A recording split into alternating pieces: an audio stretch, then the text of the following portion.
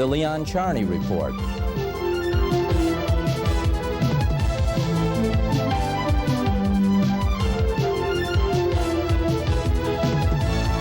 And now, here is your host, Leon Charney. Hi, we're back with another Leon Charney Report, and we have with us today two authors. One is a person who wrote about the Depression and Jews, which is a very interesting topic because in those days Jews were pretty well discriminated against. They had to work their way up. It's the first generation, so she's written a book about it. Her name is Beth Wenger, and she'll be on right after we talk to the special guest we have today, who is John Coffey, who wrote Joseph Coffey, the most decorated cop in the history of New York. I wouldn't go that far. I would. I like to make a lot of things happen with my guests. No way. I had my share, but I wouldn't say I was the most decorated, but I'm up there. Joe, you're a fascinating guy. Your book is called The Coffey Files. You have a book before that called The Vatican Connection. Tell me about that. I'm always interested. Well, Vatican Connection is an interesting story. In fact, we just sold the option to a fellow in Hollywood named Ed Pressman and Canterbury Films. And they're in the process of putting the deal together, getting the screenwriter and going forward. I understand that they have it mostly financed. The story itself is very interesting. In 1972, I worked for District Attorney Frank Hogan in Manhattan, and he commissioned me to follow a mafioso, a man named Vincent Rizzo, to Munich, Germany. Before that, they had never sent the New York City policeman out of the country since 1918, that's correct, when they sent out a police lieutenant named Petrosino to Sicily, and he was murdered there. Because he was murdered in Italy, the policy of the department was never to send anybody out of the country again. But when this happened in 1972, where we uncovered the fact that the mafia were dumping counterfeit and stolen securities into the Vatican Bank, the district attorney went to the police commissioner and pleaded to be able to send me over there, and they acquiesced and they sent me. As a result of that meeting in Munich, Germany, I put a bug in their hotel room over there with the help of the German police. From that bug, we learned that Vincent Rizzo and several American gangsters were dumping counterfeit and stolen securities, blue chip securities, into the Vatican Bank with the complicity of an American archbishop. Really? By the name of Paul Marcinkus. He wasn't Jewish. No, he was Greek, Lithuanian actually. And he was the Pope's bodyguard and also the head of the Vatican Bank. He came out of Cicero, Illinois. He worked his way up in the church. He became an archbishop. So wait a minute. You told me an archbishop was a mafioso in the Vatican? That's right.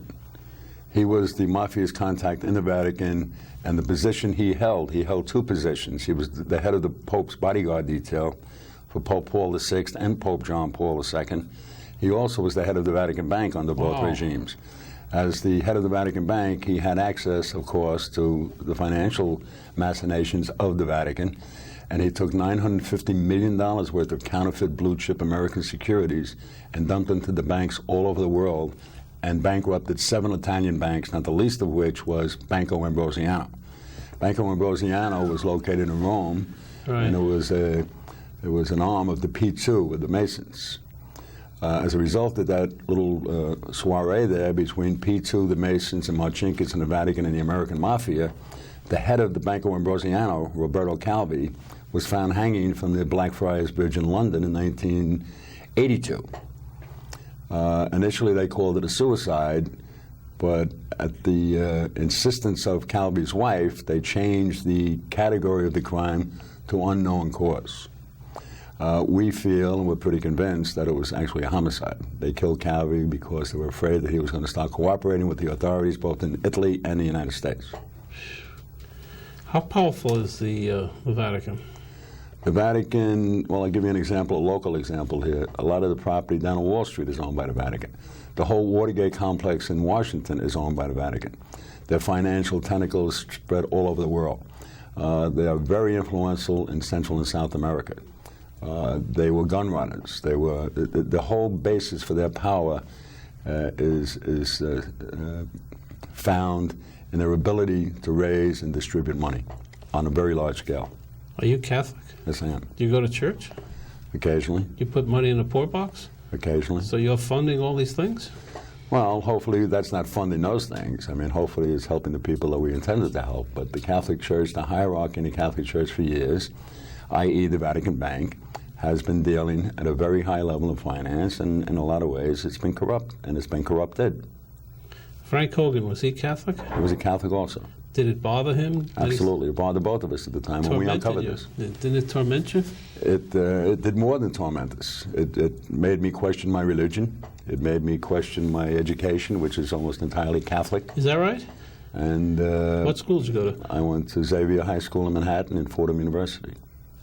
Wow, so you have a real Catholic background. I was born and raised a Catholic. And you had to uncover the Vatican. I mean, that's got to be an emotional, very emotional. It was. It was emotional is an understatement. As I said, it gave me cause to question my own religion. But I overcame it because I realized that you can't paint everybody with the same brush. I mean, if you have corrupt people in the New York City Police Department, that doesn't mean the whole department is corrupt. Right. If you have corrupt people in the Vatican, it doesn't mean the Catholic Church is corrupt. I was able to compartmentalize it to the degree where all my children were raised Catholics also. Have you ever touched upon the fact that maybe the Vatican was involved with the Nazis during World War II? Did you ever run into information on that score? No, only what I read in the newspapers. All my contact with the Vatican was this investigation. It had to do with involvement with the mafia. And all right, so you did that in New York, and who was the cardinal here at that time? Cook. And was he alerted to this fact? Yes. And what was his reaction? He was approached and he refused to cooperate. Really? That's right. And this is all in your book? It's all in the book, and also, not only did he refuse to cooperate... Did he say why? It's totally untrue. We won't even comment on it. But what he did in addition to that, he sent the Catholic chaplain of the police department to the police commissioner to have me drummed out of the court for writing the book. Really? And the police commissioner at the time was a terrific guy named Robert McGuire, and he refused to... He was an Irish Catholic. A wonderful guy, Irish Catholic, still is, a terrific guy. Koch said he was one of the best police commissioners he's ever seen. In my 32 years, the best without any question. But he refused to acquiesce to the demands of the Archdiocese of New York and having me drummed out of the court, so to speak, without an investigation. And he put his deputy commissioner of legal matters on the investigation. They thoroughly investigated the validity of the book, the validity of the case, the validity of the Hogan's office investigation. And they came back and he said, I will absolutely not take any action against Detective Sergeant Joe Coffey. He's right. And was there a lot of press at the time? Yes. A lot of press. Anybody tried to muscle you, intimidate you, or anything? No, only the police department and the Catholic Church. They're the only so ones. McGuire stood up for you? Absolutely. And this is all factual? Factual, absolutely. I'll tell you a funny story about McGuire also. McGuire was the police commissioner in 1979 when Pope John Paul II came here on his pilgrimage. Right. And by a chance of irony, I was assigned as the Pope's bodyguard because I was involved in a terrorist task force and a hostage negotiating team at the time. Ooh. So I was right next to Pope John Paul II, and his bodyguard was Paul Marcinkus, who I had investigated and exposed as wow, that would make you pretty nervous, wouldn't it? Well, the funny part of it was, here I am bodyguarding the Pope, and his bodyguard from the Vatican is a guy I and my cohorts exposed as a corrupt official in the Vatican Bank. As the Pope was leaving, the last day he was here, we got to the airport and we're putting him on the plane, and I go up to kiss the Pope's ring as he's getting on a plane, and Marcinkus, who's the bodyguard, he's an archbishop, comes over and pushes Bob McGuire, who's the police commissioner, and he says, no cops, no cops. And they got on a plane and left. Joe, I got a rabbi in a hall. You want to convert to Judaism? What do you need all that service for? It's easier. You go to shul once a week, synagogue, get a good cantor. You can relax. I worked in a synagogue eat a for 5 matzah years. once in a while. I worked for a Jewish caterer for 5 years. Is that right? Gem Caterers. Really? On Long Island. Not for the Vatican, though. They weren't catering the Vatican. When I was a cop, I had a moonlight to make ends meet with my kids, so I would work weddings, bar mitzvahs, etc. Okay. I wore a yarmulke also. You're halfway home. We got to take care of the underling, and that's done too. That's done too. All right, we're home free. Everything on the Leon Charney Report. You think we have to talk about Arafat all the time? Talk about the Vatican. We'll see what's going on there. That's an unbelievable story. Now, this book came out when? The hardcover cover came out in 1982. Who published it? Holt, Reinhardt, and Winston, which was a subsidiary of CBS. Good publisher. And they are now Henry Holt. Right. And they did it, and the paperback came out in 83, and that was published by Penguin Books and in England, and also Berkeley Books here in New York. Yeah, very big. How many books did you sell on that? We sold, it was an international bestseller. It sold, it was the Edgar Allan Poe winner of 1982. It was the best mystery story. It sold, I'll give you a fair story, when it was published in the British Isles, the first week it was out, it sold 47,000 copies in 1 week in Britain. It sold over 200,000 copies worldwide. Really? Did they make a film out of that? They're in the process now, as I pointed out. It'd be a great film. Ed Pressman, who's a pretty big heavyweight out in Hollywood, he produced City Hall and Wall Street. You know, Danny Aiello is a big fan of this show. Maybe we can get him to play a part there. Well, this particular book is about the mafia. He'd fit right in because he looks the part. I mean, he's a great actor. Yeah, he just did The Last Don. I know. That was a terrific, I mean, he did a great job. Did you ever meet Danny Aiello? No. He's around the streets. You walk the streets long enough, you could bump into him or Jackie Mason. It's a sure bet. No, Danny Aiello is very good. He's a great actor. That'd be great He's for a this. terrific guy. They have people lined up for this. They have Joe Pesci lined up for it. They have, they're trying to get Michael Douglas to play the lead, and they have Al Pacino very interested in playing the Archbishop, Marcinkus. Great. Did you have any pressure on people trying to stop the sale of the book? Oh, absolutely. That's one of the problems we have with the movie. This is 14 years later. We're still trying to get the movie going because the Catholic Church interfered. And ironically, people who are diametrically opposed to the Catholic Church, i.e. the Freemasons, Pete Sue Lodge in Rome, has moved heaven and earth to stop us from getting this movie going. When we initially came out with the book, Robert Wagner, the former mayor of the city of New York, was the papal nuncio to the Vatican. We didn't have an ambassador in those days. We didn't have an official. So he was the contact. He came directly to Holt, Reinhardt, and Winston, insisting that we do not publish the Vatican connection. Really? And he was told to take a walk, and they published it. In fact, what they did, because of his interference, it was supposed to come out in October. They said, screw him, we're going to put it out in August. It's called Dafka in Hebrew. Whatever it is. I want to get you familiar, because I think you're going to convert. After this show, you're definitely a shoo-in. But that's true. He went in, he went to the publisher and tried to stop the book, and the publisher went ahead with it. And then, since then, the Catholic Church and the P2 Masons out of Rome have tried to stop the movie and have been successful so far. And you go to church every week? I go, not every week, but I go. My kids are all Catholic educated. Is your family angry at the way the church, try to muscle in on you in a sense? Yes. Everybody's upset. Yeah. Well, what we did, we uncovered a corrupt individual within the Vatican. Right. Which can happen to any organization. When you come right down to it, the victim here is the Catholic Church. They have this guy in there who busted out 7 Italian banks, almost ruined the Vatican Bank, and we uncovered him. What was the name of the fellow who ran that bank? Also, Michele Sindona. Sindona. Right. He was found dead in a cell in Italy, where he was murdered after he stood trial for the murder of a prosecutor. And they tried to cover that up as a suicide, but that was officially declared a homicide. While he was in jail, he was poisoned. Did you ever hear of Andrew Greeley? Yes. He writes books? Sure. Jesuit. Many books. Yeah. He really attacks the subject, but in a novel way, And he also Malachi Martin. Malachi Martin is a former priest, former Jesuit, who was assigned to the Vatican under Pope Paul, and he left the priesthood, and he writes all about the Vatican. Greeley is a Jesuit, and so is Malachi Martin. You spent a lot of time with Giuliani, right, when he was U.S. attorney, and he's Catholic. Do you know about these stories? Sure. Well, when we did the Vatican connection, he was a young prosecutor just coming up. I worked with Rudy for several years when he was the U.S. attorney in the Southern District here in New York. In fact, that was my last command before I retired. And he was great. I mean, a real go-getter, a real tough guy, and he knew how to get them. And the proof is in the pudding, what he's done since he's the mayor. I think he made a mistake by firing Bill Bratton, because I think Bill Bratton really put him on the map as a police commissioner. But Rudy is his own man, and Rudy's very good at this job. He was on the show, Bill Bratton. Pretty intelligent guy. Runs a private security firm now. First Boston. First Boston. We don't have to plug him. I mean, he hasn't done much for our show, you know. Very good guy. So we'll leave him alone. We cut for a commercial break. We'll come back right after conversion of Mr. Coffey to Judaism. What a riveting story. It's unbelievable. I don't know how we missed it, but it was 1982. We weren't on television. We were busy making peace between the Arabs and Jews, and look how good that's turning out.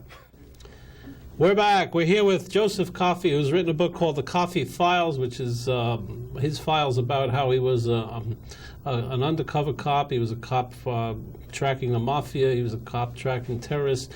And he has written a book called The Vatican Files, which is riveting and fascinating. We'll talk about it now. It was published in '82 and now up for a movie. And the way he tells his story, it's got to be a bestseller. It's unbelievable. Tell me, the Catholic Church, they're now involved in Disney because of Disney's policies with the gays and non-gays and all that business. Have you read anything about that? Yes, but it's not only the Catholic Church, it's the Christian right, so to speak, which encompasses the Baptists, the Episcopalians, the Catholics, and the whole Christian right movement. Well, they weren't able to stop your book. How strong is this combination of religious groups in this country? Well, their power is in economics. If they can boycott certain people, in this case Disney, they could create some havoc. You know, it's ironic with the Catholic Church getting involved with the gay situation. They have their own gay problem with their priests. Absolutely. And you know, they're just drawing more attention to that problem by doing what they're doing. I mean, I'm Catholic educated. I know where I'm talking from. I went to Catholic grammar school, I went to Catholic high school, I went to Catholic university. Not Catholic University itself, but Fordham University, which is a Catholic university. And I can say from experience that I've seen the problem that the Catholic Church has with the homosexual community within their own. Right. Have you met Cardinal O'Connor? Yes. And what's your feelings about him? I think he's a terrific guy. Good guy. He's a former military chaplain, military vicar of the United States Armed Forces. I think he's a terrific guy. Did he ever talk to you about the book, The Vatican Files? No.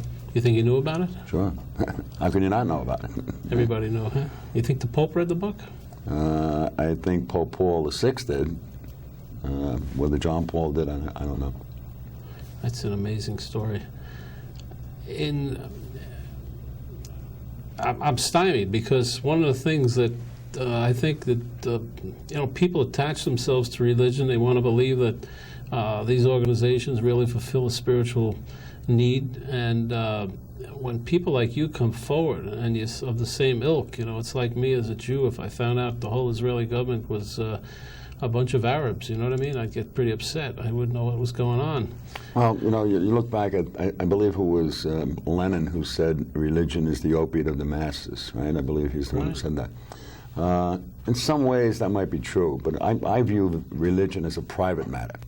If I choose to be a Catholic and I choose to go to church, or I choose not to, that's my business. It's nobody else's.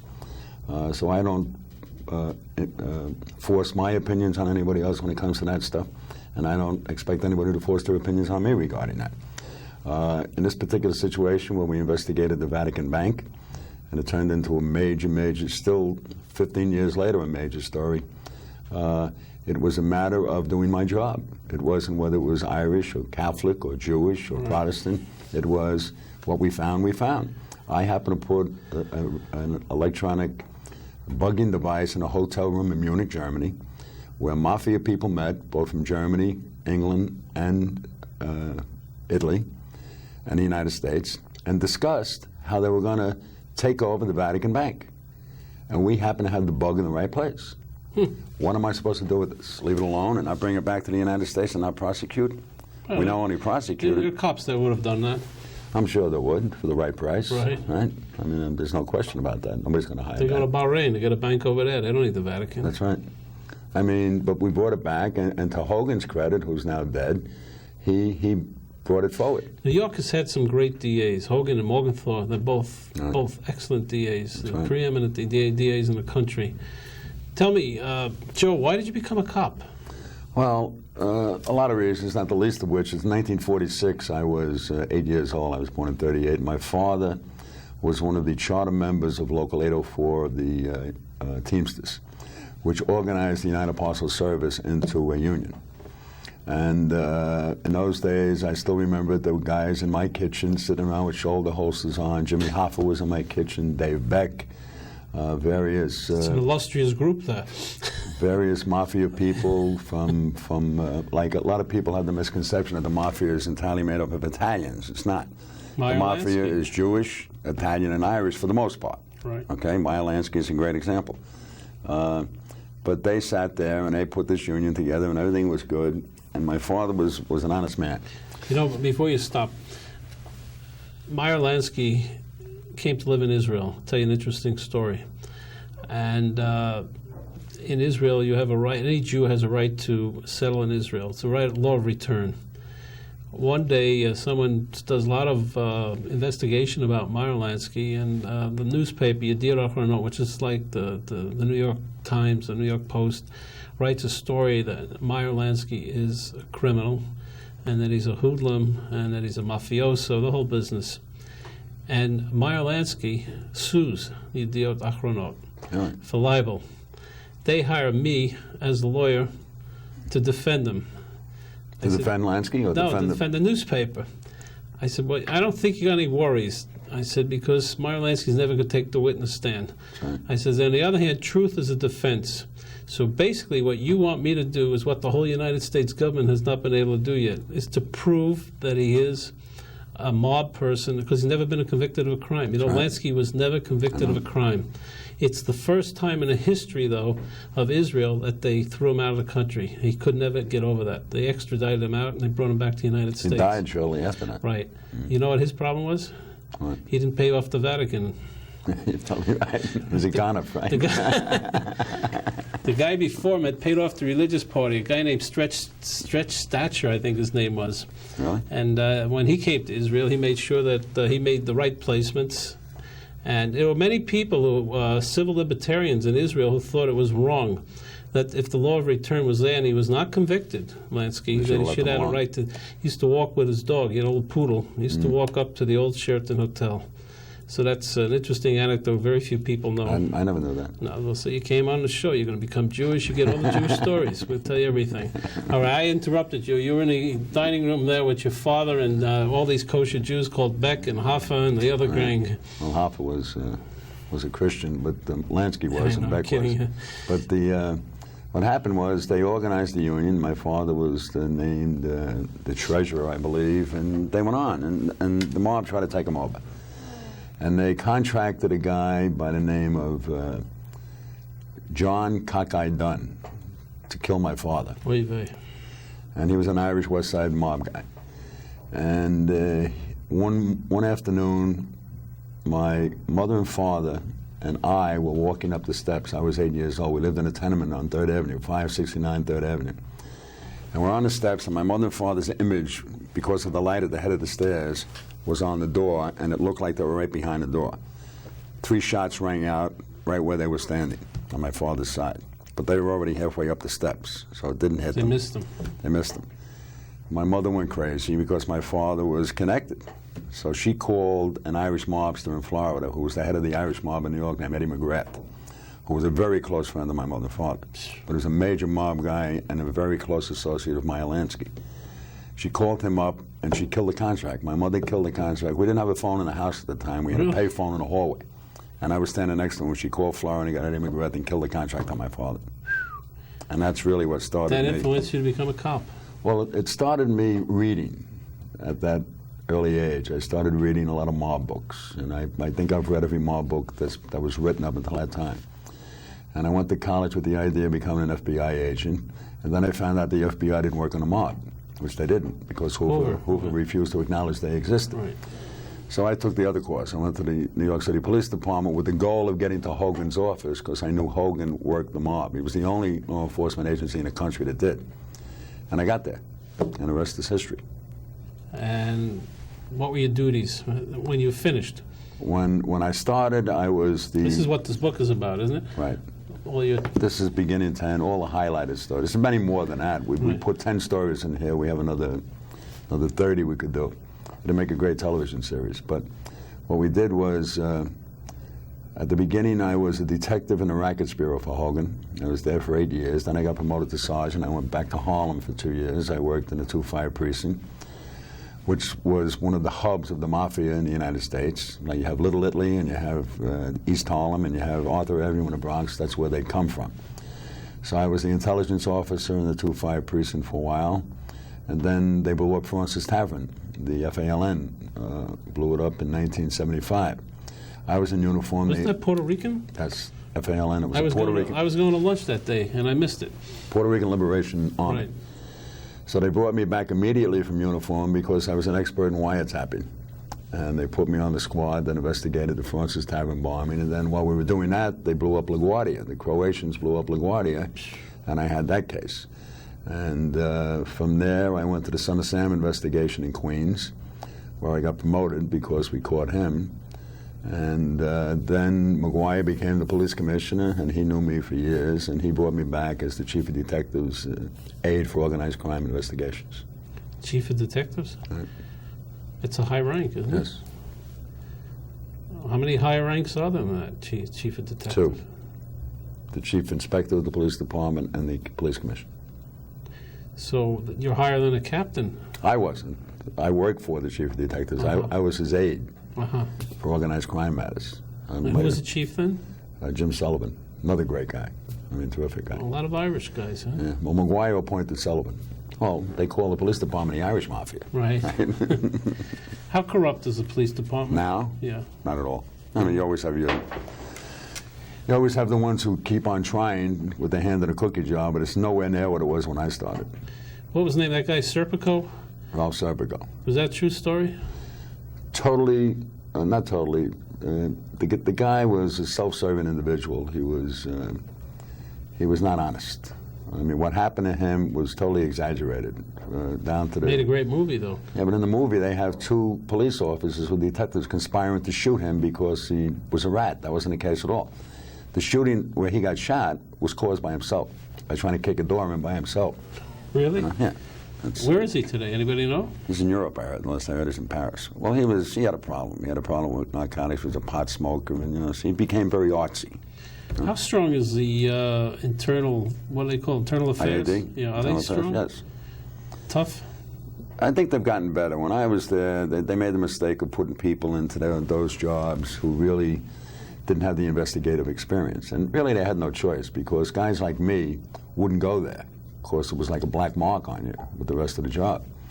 Is that right, if you go to internal affairs? Well, in those days, and I'll tell you why. Because internal affairs would get information about a corrupt cop. Okay, they go out and investigate the corrupt cop, and they come up and they find out that he wasn't corrupt, that it was a vendetta, it was a girlfriend, or an ex-wife or something, like dropping dimes on a guy. But rather than just close the case, they would go ahead and bang the guy out for a minor violation, like false memo book entries. We used to call it white socks. In other words, wearing white socks in uniform. That's how minor it was. So internal affairs in those days would never let you go, even if they found you weren't corrupt. Since then, they've brought real investigators into internal affairs, and they're doing a much better job today. So today you say the police department is basically in much better shape and more people are honest. Yes. Where were you when the terrorists bombed the World Trade Center? I was working for the New York State Organized Crime Task Force for the governor's office. For Mario Cuomo? Yes.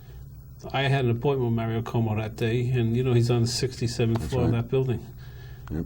And I didn't go. I was going to church and shul. Stay away. I want to cover my bases. Yeah, I worked for him for 11 years. Were you called in on that case, too? No. What's your opinion, though, of that case? Of the World Trade Center? Yeah. Well, I was absolutely amazed that it took that long for it to happen in the United States of America. I figured long before that the terrorists from the PLO were going to get us one way or the other because of our affiliation with Israel. I'm amazed it took that long. And I think particularly the Department of Treasury, ATF people did a great job in that case, along with the NYPD and FBI Joint Terrorist Task Force, by finding that VIN. They found that VIN in that rubble. That was an incredible piece of police work. And without that VIN, they wouldn't have gotten where they got. All right, we're running out of time. I'm going to ask you a couple of questions because while we got you, we're going to get the answers. You think Timothy McVeigh was in conjunction with the world terrorists like the defense is trying to portray? No. You think Absolutely. he acted alone? I think this is a nut who's involved in these militias, these state militias, these radicals, these right-wing, and I'm a conservative. And I think these people are worse than the Nazis were, in my opinion. Do we have any in New York, by the way, these militias? I'm sure we do. Really? Absolutely. And you think anybody's watching them? I'm sure they are. Louis Freeh, is he good as an FBI? Terrific Do you guy. know him? Know him very well. Terrific guy. Inherited a mess, straightened it out to a degree. He's not a political animal. He's very good at what he does. He's a former FBI agent who became a lawyer, who became an assistant U.S. attorney. He did the Pizza Connection case, the famous drug case. Then he became a federal judge, and they picked him as the head of the FBI. They couldn't have picked a better guy. The guy is very good at what he does. Is New York a safer place today because of Giuliani, crime-wise? No question about it. Did you know Ed Koch? I know him very well. Did he do a good job? Absolutely. He'll be happy to hear that. He likes that. He really did. He did. In fact, before Giuliani, and Giuliani, I think, did a better job on crime, only because the circumstances were different. You got to remember, Koch appointed the commissioner I felt was the best commissioner in my time, Bob McGuire. But the conditions in those days weren't what they are now. Giuliani turned around, and his biggest contribution actually came from Bratton. It was Bratton's idea, was to go after the quality of life crimes in the city, the squeegee guys, the beggars, and all that, the guys sleeping on grates and that. Right. And they did that, and lo and behold, what they did, they came up with people who had warrants on them for felony counts. And by cleaning up the streets like that, they made the whole environment much better than it is. If you look at New York City today, particularly Manhattan, I was thinking about this. I drove through Harlem today, and I worked there for years. The streets are immaculate. You could eat off them. Years ago, they were filthy. So that means not only is he taking care of the crime, he's taking care of sanitation, the street cleaning. Great. And it's working. Last question. Sammy the Bull, Gravano. Did you read the book? No, I won't read it. Why? I don't read fiction. Joe, it's a pleasure to have you. I mean, you're an inspiration for people who want to know that the police are doing a great job, and you had the courage. It's amazing, the courage that you had. I don't think it was easy for you to go after the Vatican, especially with your background. So we applaud you, and we hope you come back. Good. Pleasure. We'll be right back with Debbie Wenger, who's written a book about Jews and the Depression. What a change of atmosphere. We're back. We sent Joe Coffey to a rabbi to get himself converted, and everything is under control. And I don't think he's going to Vatican for the near future. I think he's going to stay and go to Tel Aviv. And in talking about Jews in Tel Aviv, I have to admit I made a mistake. I called our new author on the show Debbie Wenger, and it's wrong. Her name is Beth Wenger. Correct? Correct. Are you insulted? No, I have a sister named Debbie. Really? Yeah, really. Does she write history books? No. All right, you wrote a book called New York Jews and the Great Depression, and it's published by Yale University Press. So let's first of all plug the book, because everybody I talked to said it's a must-read. Now, Debbie, this is basically the first generation of Jews, right? You're talking about Russian and Polish Jews mainly? The book is mostly about East European immigrants and their children. Right. Like me. Exactly. My parents came from Lithuania and Poland, and I'm first generation. And you grew up in the Depression. No, I'm younger than that, Right. but I'm sure some of my friends grew up in the Depression, and it had a fantastic effect on them. First of all, at that time, there was a lot of prejudice against Jews, Yes. correct? Definitely. And they went into basically certain professions, a lot in the garment center too, am I right? Some in the garment center, although this was, if East European Jewish immigrants worked in the factories, most hoped and planned for their children to not to work in the factories. So a lot of them became Doctors and lawyers. Well, not so much in the 30s. Really, that comes later. But they're lower middle class. They're clerical workers.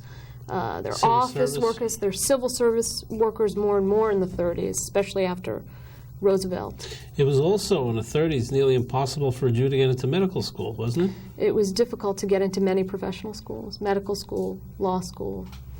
And a lot of anti-Semitism then? It was definitely the peak of anti-Semitism in the United States in terms of organized movements and in terms of things like quotas in universities and job discrimination, but in more fields than others. Certain, insurance companies, the telephone company in New York, others. Banking. Banking, definitely.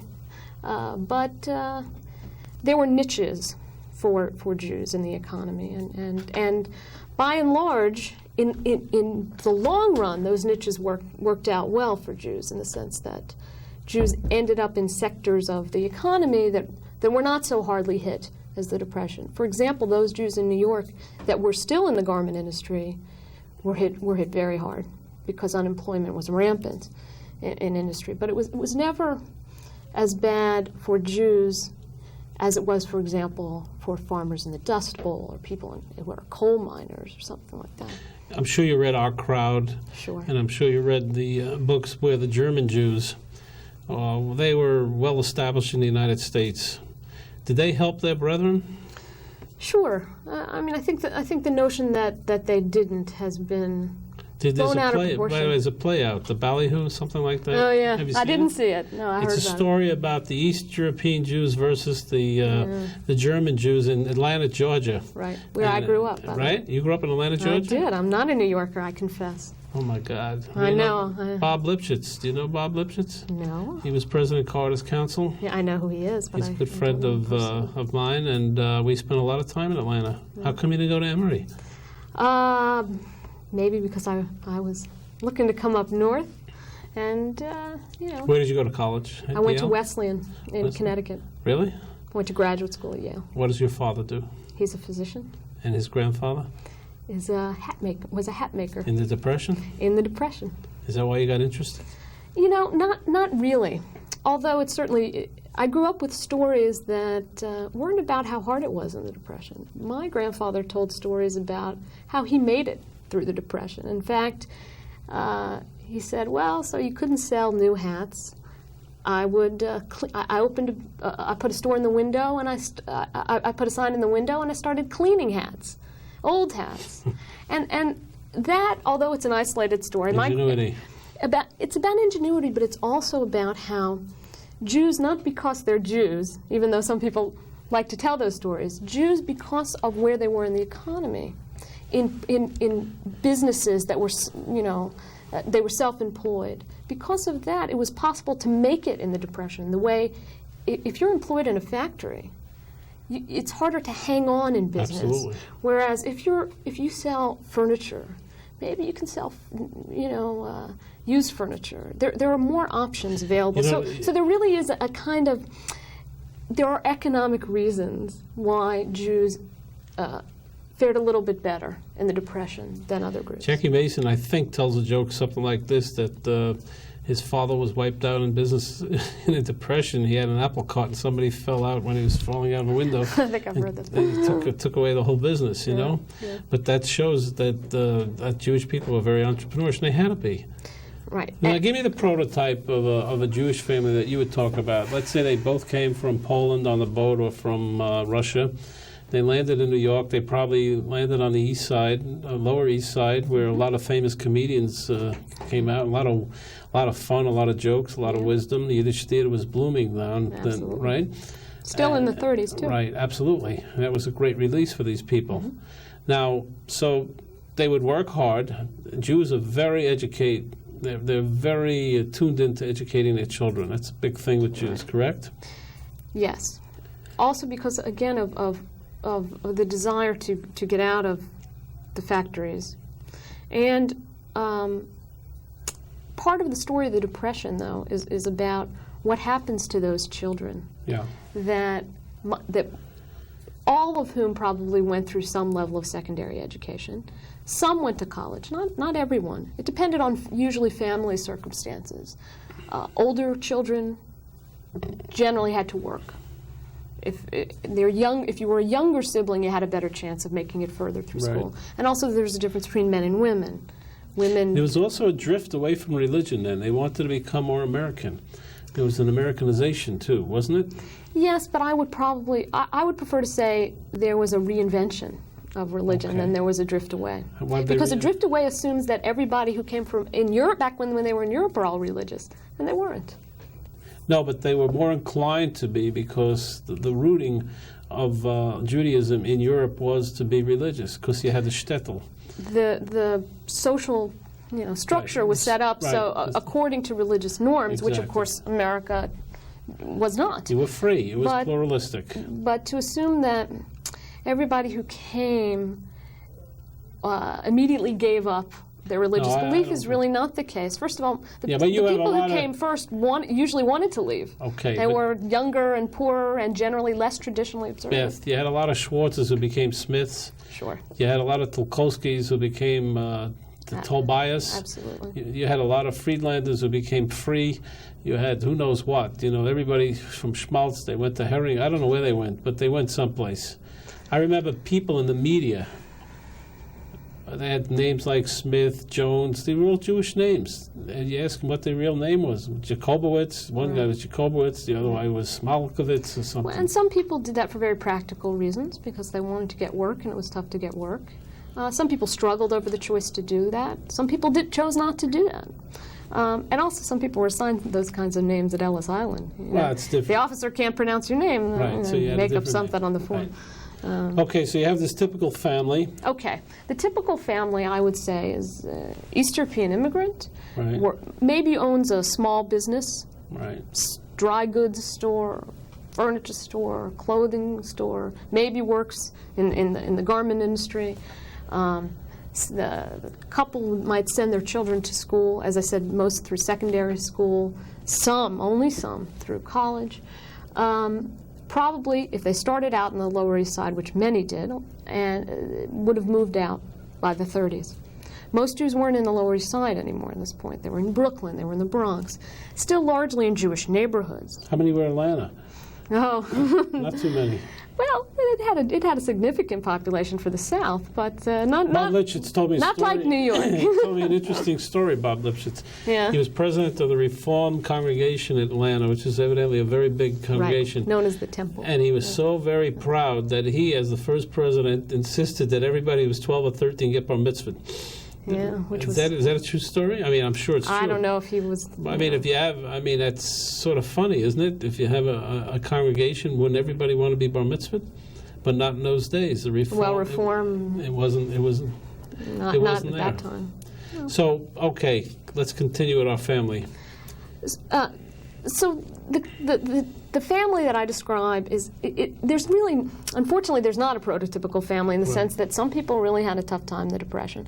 Some people really didn't have such a tough time in the Depression. I mean, the kind of stories that we've all heard about people selling, apples on the corner was true of only, a certain percentage of people. But what I wanted to bring out in the book was that, first of all, a kind of uncertainty and anxiety about the future was common to people no matter what their economic circumstance, even if they're doing well in the Depression. Of course. They're not so sure that things will work out in the United States. And in fact, you'll notice the subtitle of the book is Uncertain Promise. And the reason I chose that subtitle was because, to me, the interesting thing about the Depression as an historical moment is it's really a moment when American Jews are not so sure that Jewish life in the United States is going to work out so well. And in retrospect, of course, we all know that it did. What do you mean by Jewish life? Jewish economic success, Jewish educational success, even whether or not Jewish institutions like philanthropy and synagogues How can you have survive. a Jewish economic success? What does that mean?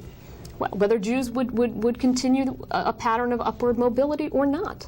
But there's nothing Jewish about it. Well, I mean, whether Jews as individuals would succeed in the United States, whether the combination of lack of opportunity and job discrimination might prove detrimental to the drive for upward mobility, which, of course, as I said, there's a great tendency to see the Depression only in retrospect, which is it was a momentary pause, then came World War II, and a great Jewish prosperity.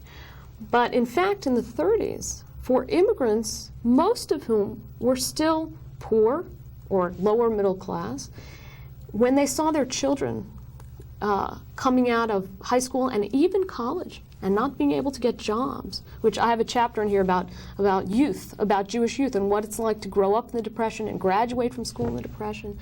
It's quite a shock for families that had really raised their children with the expectation of ongoing success, that at this particular moment, But that wasn't It's only... not so sure that... Was that only a Jewish experience? Oh, no.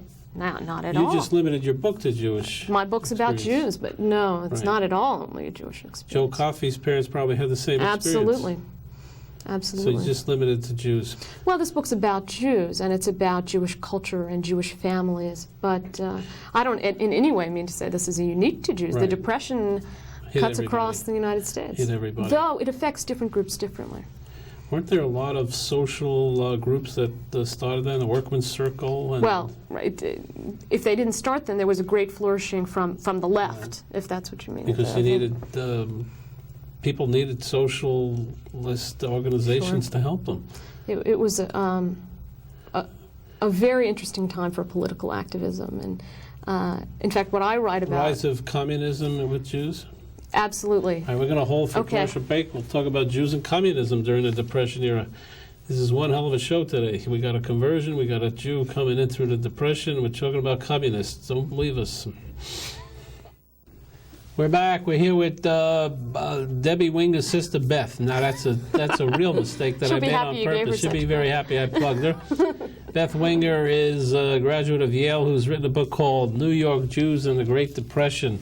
And she really has studied everything that happened to Jews during the Depression. So if you want an encyclopedia of those events, you've got to read this book. And it's published by Yale Publishing. That's a pretty prestigious place. All right, Debbie, we're talking about communists and Jews that time. Roy Cohn wouldn't be too excited about it. McCarthy wouldn't be too excited. Do you know that McCarthy died very young? Did you know that? I never knew that. He died when he was 47 years old. You think? Came from living a kind of life, I guess. I guess it's tough, right? Being anti-everybody. Yeah. Anyway, tell me, well, if people are poor, they grasp at different straws. So Well, obviously leftist politics was part of Right. Jewish culture from before when Eastern European Jews came over. A lot of them had grown up in the socialist Right. leftist movements Right. in Europe. In the United States, socialism had a certain power, wasn't as ideologically rigorous as in Europe, but for Jews in the Depression, what I wrote about was not so much the national organizations, which are very interesting. I just chose not to write about them. the clubhouses. I wrote more about the clubhouses and the streets, which I think are much more interesting than, there's a lot to say about party politics, and party politics are interesting, but for me, life in Jewish neighborhoods, and also some other neighborhoods, where politics is part of the fabric of daily life, and the kinds of protests, rent strikes, eviction protests, there were kosher meat boycotts in this period as well, where friends and neighbors, not just people devoted to the Communist Party. I mean, there were always Communist Party leaders at the center of neighborhood demonstrations. But I studied a few protests, for example, at places like Allerton Avenue in the Bronx, places in Brooklyn where you might get 1,000 people on the streets at a demonstration. Really?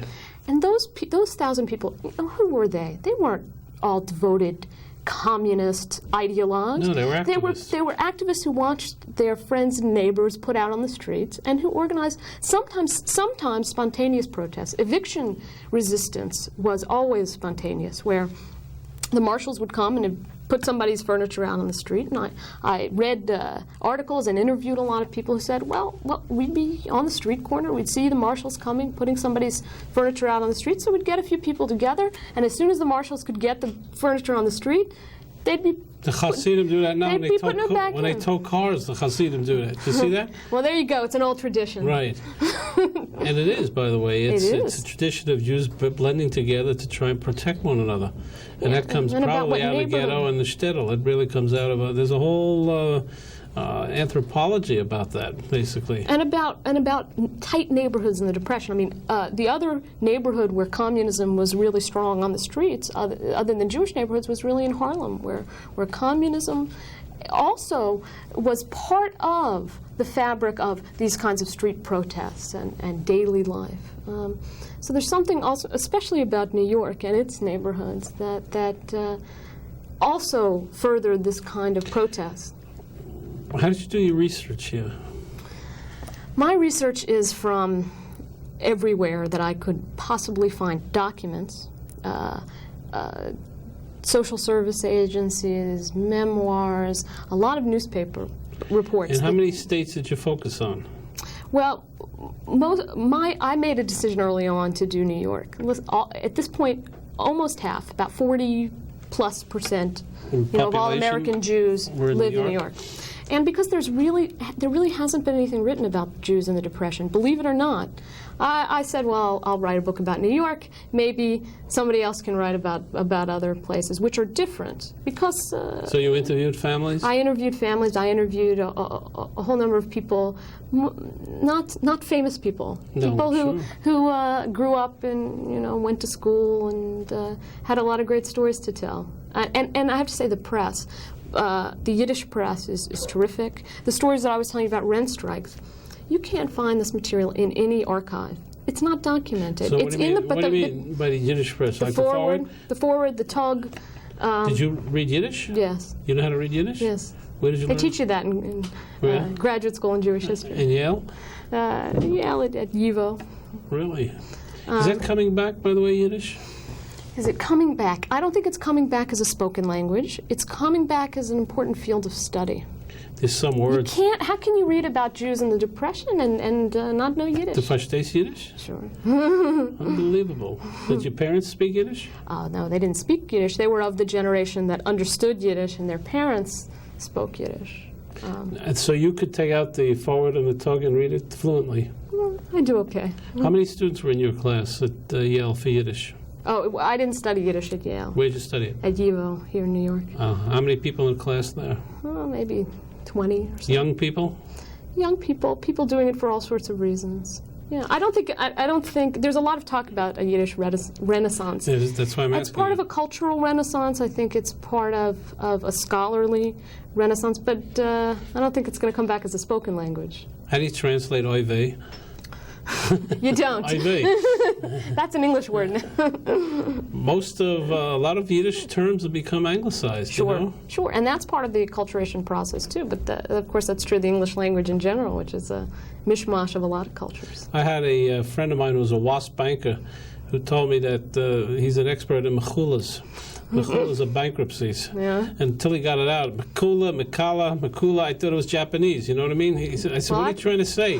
He says, it's mechula, it's bankruptcy. In what language? In Yiddish. Oh, so they can't do the ch, They have a tough time on it. Well, what do you want from a John B. Henry Jr., you know what I mean?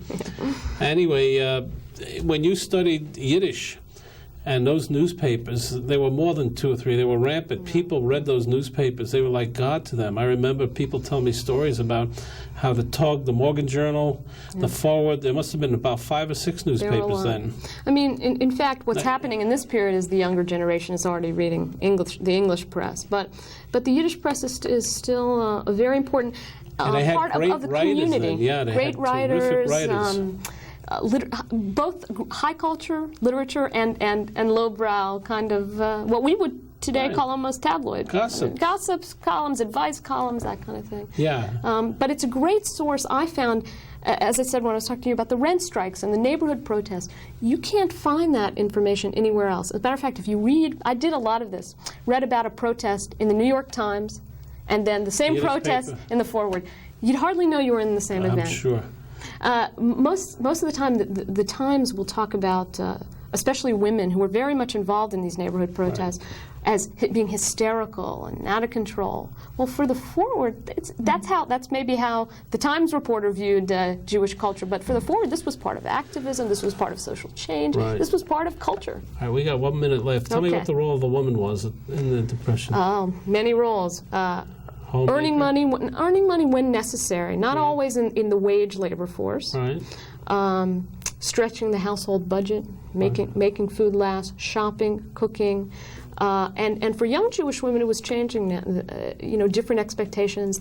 Young Jewish women married later, they had children later, they had fewer number of children. A lot of the changes in Jewish life and the Jewish family that we see in the post-World War II period actually get started in the Depression years. And I write a lot about the family. Beth, it's fascinating. Well, thank you. Very few people no one has gone into depth like that. I've never seen a book like this. Well, thank you. So you're the first. But I think your next subject should be an anthology or a chronology or some kind of revisiting of the old Jewish newspapers. I think it'd be fascinating. It's a good idea. Those stories are fascinating. I know those writers were terrific, and they're very well, very famous. And I remember talking to people in that era. They worshipped some of those columnists. It was fascinating. Thanks for coming on. Thank you very much. Don't forget to take a look at this book when you get a chance. It's called New York Jews in the Great Depression, Uncertain Promise. They didn't know that she'd become a doctor of Jewish history, believe me, in 1933. They thought she'd be working in a schmata factory. We'll see you next week.